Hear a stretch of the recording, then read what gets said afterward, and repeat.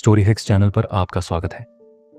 नमस्कार दोस्तों, आप सुन रहे हैं स्टोरी हेक्स, एक ऐसा मंच जहां कहानियां जीवंत हो उठती हैं। आज हम आपके लिए लेकर आए हैं हिंदी साहित्य के महान कथाकार मुंशी प्रेमचंद की कालजयी रचना कर्तव्य और प्रेम का संघर्ष। यह कहानी हमें जीवन के सबसे कठिन प्रश्नों में से एक का सामना करने के लिए प्रेरित करती है। जब कर्तव्य और प्रेम आमने सामने खड़े हों तो क्या चुना जाए? चलिए इस भावपूर्ण कहानी के माध्यम से जानने की कोशिश करते हैं। गांव के बीचों बीच एक पुराना घर था जिसमें रहते थे रामदीन और उनकी पत्नी जानकी। रामदीन एक साधारण किसान थे जिनकी जिंदगी खेतों और हल्की मिट्टी में बीतती रही। जानकी उनकी हर सुख दुख की साथी थी। दोनों की शादी को कई साल हो चुके थे, लेकिन उनकी गोद सूनी थी।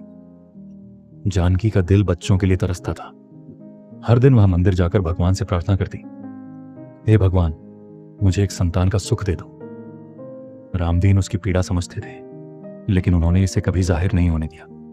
उनका मानना था कि जो होता है भगवान की मर्जी से होता है। एक दिन गांव में एक अनाथ बच्चा मिला। वह नन्हा बालक किसी की छांव में बैठा रो रहा था। गांव वालों ने बच्चे को रामदीन के पास लाकर कहा, रामदीन, तुम और जानकी इस बच्चे को अपना लो। भगवान ने तुम्हारी प्रार्थना सुन ली है। जानकी की आंखों में खुशी के आंसू थे। वह बच्चे को गोद में उठाकर अपने आंगन में ले आई। रामदीन ने भी मुस्कुराकर उसकी खुशी में साथ दिया। बच्चे का नाम रखा गया गोपाल। गोपाल की परवरिश में जानकी और रामदीन ने कोई कसर नहीं छोड़ी। वह उनकी जिंदगी का केंद्र बन गया। बच्चे की मासूमियत और हंसी ने उनके घर को खुशियों से भर दिया। लेकिन भाग्य को कुछ और ही मंजूर था। कुछ साल बाद एक अजनबी गांव में आया। उसने गोपाल को देखते ही कहा, यह बच्चा मेरा बेटा है, इसे मुझे सौंप दो। अजनबी का नाम रघु था और उसने दावा किया कि गोपाल उसका खोया हुआ बेटा है। उसने सबूत के तौर पर कुछ निशान और दस्तावेज दिखाए। जानकी और रामदीन पर जैसे बिजली गिर गई। जानकी ने रोते हुए कहा, यह बच्चा हमारा है, इसे हमसे कोई नहीं छीन सकता। लेकिन रघु का दावा मजबूत था। गांव की पंचायत बुलाई गई। पंचायत के सामने रघु ने अपनी कहानी सुनाई। उसने बताया कि वह एक व्यापारी है और यात्रा के दौरान उसका बेटा खो गया था। उसने कई साल तक अपने बेटे को खोजा और अब वह उसे ढूंढने में सफल हुआ है। पंचायत ने रामदीन से पूछा, तुम क्या कहते हो?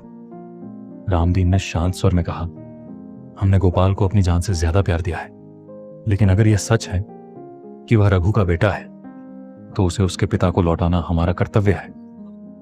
जानकी यह सुनकर फूट फूट कर रोने लगी। उसने कहा, रामदीन, यह कैसा कर्तव्य है जो हमारे प्रेम को कुचल देता है? क्या हमारा कोई अधिकार नहीं? रामदीन ने जानकी को समझाते हुए कहा, जानकी, यह सही है कि गोपाल को हमने पाला है, लेकिन अगर उसका असली पिता जिंदा है और उसे चाहता है तो हम उसे रोक नहीं सकते। हमारा कर्तव्य है कि हम उसे उसके असली घर लौटने दें। अंततः पंचायत ने फैसला सुनाया कि गोपाल को रघु को सौंप दिया जाए। जानकी ने भारी मन से गोपाल को गले लगाया और कहा, बेटा, तुम जहां भी रहो खुश रहो, हमें कभी भूलना मत। गोपाल भी रोते हुए अपनी मां की गोद से अलग हुआ। रघु गोपाल को लेकर चला गया। रामदीन और जानकी का घर फिर से सूना हो गया।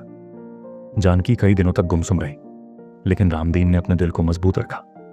उन्होंने कहा, हमने अपना कर्तव्य निभाया है, यही हमारी असली परीक्षा थी।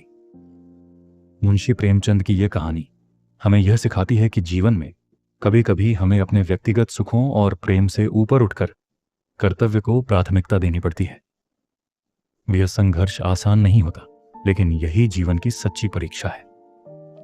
स्टोरी हेक्स चैनल से जुड़ने के लिए धन्यवाद। अगर आपको यह कहानी पसंद आई हो तो इसे लाइक करें, अपने दोस्तों के साथ शेयर करें और हमारे चैनल को सब्सक्राइब करना ना भूलें।